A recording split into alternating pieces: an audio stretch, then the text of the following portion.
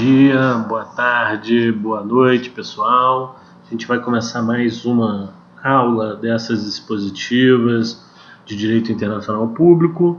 Hoje o nosso tema dos nossos próximos 2 vídeos é do processo de codificação. Na aula de hoje eu vou falar um pouco mais do processo de codificação de uma maneira mais geral, falar um pouco do histórico, um pouco, enfim, de quais os elementos que levaram a essa codificação. Tá? Em sequência, a gente vai falar um pouco dos propósitos da codificação, e aí comentando alguns casos emblemáticos, depois um pouco das dificuldades, enfim, o que significa esse processo de codificação no direito internacional público. Tá? No próximo vídeo eu pretendo falar um pouco mais de alguns tratados específicos, que foram evidentemente codificados, que foram transformados em tratados, alguns assuntos importantes que antigamente eram norma costumeira, que hoje passam a ser tratados. Hoje, já a partir da segunda metade do nosso século XX. Tá? Então, enfim, em primeiro lugar, eu acho que é destacar um pouco o histórico do direito internacional público. A gente já comentou isso, mas vale a pena reforçar. O direito internacional público ele nasce, segundo alguns autores, aí desde a antiguidade, e ele vem desenvolvendo aí as suas características, principalmente sendo um direito costumeiro, um direito que era muito encontrado na doutrina, ou seja, nos escritos desses grandes pensadores, por meio das práticas reiteradas que os estados, enfim, faziam, se comportavam e reforçavam essas práticas ao longo de um período de tempo. Então, ou seja, o direito internacional é um direito costumeiro por excelência. Eu sempre falo essa frase, é um direito baseado no costume. Tá? Mas a partir do século XX, quando você tem um desenvolvimento desse direito internacional, ele passa de ser um direito costumeiro para ser um direito codificado. Tá? E é um pouco isso que a gente vai falar. Quais as implicações de ser um direito costumeiro no passado e agora ser um direito codificado, ou seja, baseado ali em tratados internacionais. Em primeiro lugar, eu queria destacar que esse processo de codificação ele traz uma vantagem. A norma escrita ela é muito mais nítida, ela é muito mais fácil de ser aplicada do que a norma costumeira. A gente viu ali naquelas aulas de fontes do direito internacional de que o costume internacional, uma das grandes dificuldades do costume é a incerteza. A norma escrita, ela é muito mais fácil de ser percebida. Você lê o tratado, você consegue interpretá-lo. A gente viu todas as fontes já do direito internacional público. Então, o costume internacional, os princípios gerais do direito, os meios auxiliares ali como jurisprudência, doutrina, enfim, você tem uma série de ferramentas para entender aquela norma jurídica, mas ela é de muito mais fácil percepção. O costume internacional ele não é evidente, ele precisa ser comprovado. E aí traz uma grande insegurança jurídica, essa necessidade de comprovação do costume internacional. Então essa é a primeira vantagem que a gente pode destacar com relação à codificação, ou seja, a norma escrita. Uma outra vantagem é que você consegue ter muito mais a facilidade de fazer recursos no direito em qualquer tipo de solução de controvérsias internacionais, ou seja, você estimula métodos jurídicos, o recurso aos métodos jurídicos. Por quê? Porque a norma está escrita ali, num linguajar jurídico. Então você reforça ainda mais o caráter jurídico desse direito internacional do que o caráter fático, como é ali no caso das normas costumeiras. Tá? Enfim, então essas são aí algumas das vantagens. E o que significa codificar? Codificar significa escrever e sistematizar. Escrever aqueles costumes internacionais e sistematizar aqueles costumes internacionais num instrumento único e obrigatório. Então, ou seja, durante anos, durante séculos, você teve um direito internacional costumeiro, como eu disse. Uma das grandes questões que inclusive a gente viu na aula de História do Direito Internacional foi a questão dos arautos estrangeiros, ou seja, uma espécie de proteção a esses mensageiros, a esses representantes de outro soberano. O que na verdade aconteceu com isso? Você tinha uma série de costumes internacionais que dava inclusive a proteção a esses arautos estrangeiros, a esses representantes do soberano, né, estrangeiro.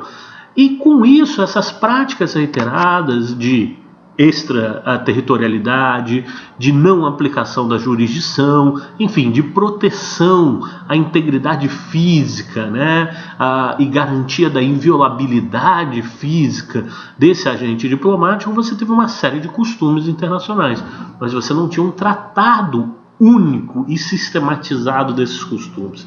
Eles estavam perdidos ao longo do tempo, ao longo das regiões, inclusive, né, ao longo dos desenvolvimentos ali desse direito internacional. Então, o que se faz? Na década de 1960, você tem a Convenção de Viena sobre Relações Diplomáticas, que nada mais é do que isso, escrever os costumes internacionais e sistematizá-los. Então, isso é codificar, né? Escrever e sistematizar um grupo de normas num instrumento único e obrigatório, né? Seguindo aí um método pré-estabelecido, né? Como, enfim, né? Para você justamente trazer essas normas para um caso concreto, né? No caso do direito internacional, essa tarefa de sistematização ela não é simples, né? Até porque o próprio direito internacional tem suas características. Então, como eu disse, como sistematizar costumes internacionais que às vezes estavam propagados em uma determinada região, mas não em outras, ou costumes que já eram, né, no passado, mas que foram modificando, mas ainda estão em processo de modificação. Então, todo esse processo de codificação ele não foi simples.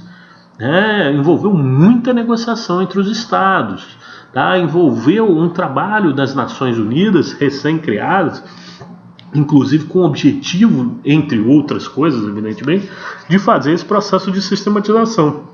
E aí eu destaco o seguinte, né?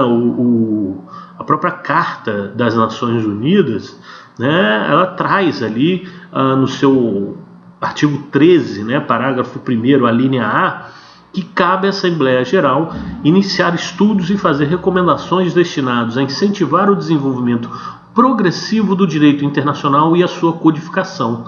Então vejam bem, olha, as Nações Unidas, né, e principalmente a Assembleia Geral das Nações Unidas, tem como objetivo, entre outras coisas, evidentemente, fazer o processo de codificação. Então as Nações Unidas já nascem com esse objetivo. Elas vêm justamente para codificar. Por quê? Porque um dos grandes objetivos das Nações Unidas era justamente o quê? Manter a paz, manter relações internacionais estáveis e pacíficas entre os Estados.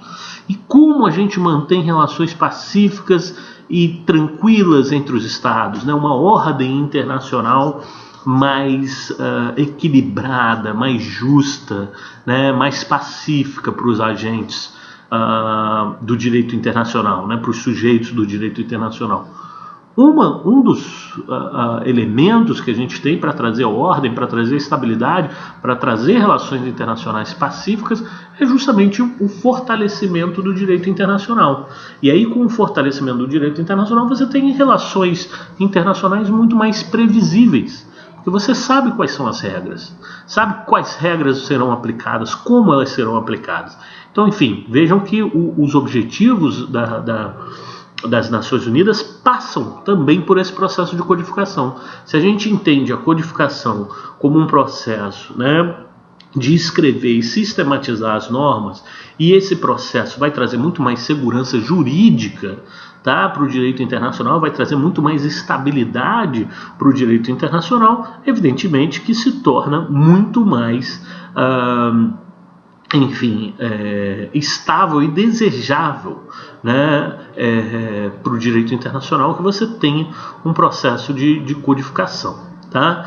E aí, por último, para a gente encerrar, vimos um pouco, né, do que seria aí essa codificação, um pouco, né, desse histórico, o próprio conceito de codificação, um pouco da missão das Nações Unidas, mas como é que está o estágio atual, né, de codificação? A gente tem uma tendência, né, do direito internacional público nos dias atuais de se manifestar por meio de vários tratados internacionais, principalmente nos últimos anos. Então, o que a gente tem, né, a partir da década de 60 é um direito internacional extremamente codificado, e codificado em várias áreas. Eu citei aqui um dos exemplos, que é dos privilégios e imunidades diplomáticos, né, as garantias diplomáticas. Essa é uma área muito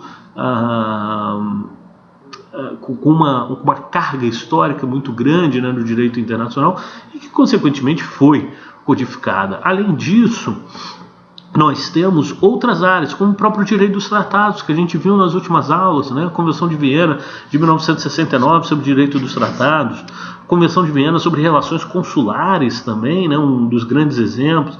E aí, outros exemplos de codificação, a própria Convenção de Montego Bay sobre o direito do mar, também uma área muito trabalhada, né, com uma grande carga histórica. Enfim, a nossa próxima aula, nosso próximo vídeo, eu pretendo falar um pouco mais dessas convenções especificamente. Tá? Então, obrigado, gente. Até a próxima. Tchau, tchau.